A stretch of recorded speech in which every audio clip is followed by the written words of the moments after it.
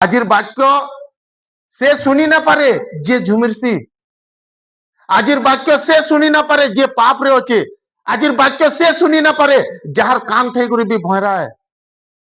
আজ ই জায়গারে আশীর্বাদ সে মানে পাইবে যেন মানে নিজর কান কে খুলবে।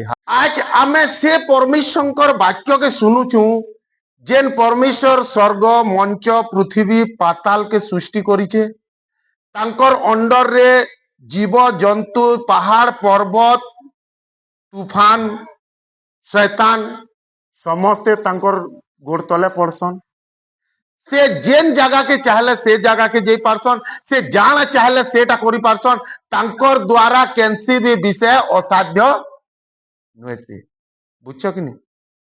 आज आमे से परमेश्वर कथा शुनुचु, आज आमे से परमेश्वर विषय आलोचना करचु जेन परमेश्वर असाध्य के साध्य करि पारसी, जेन परमेश्वर असंभव के संभव करि पारसी, जेन परमेश्वर अयोग्य के योग्य करि पारसी, जेन परमेश्वर दिन के से ऊपर करि पारसी, जेन परमेश्वर से लेंस के मूड करि पारसी। हालेलुया।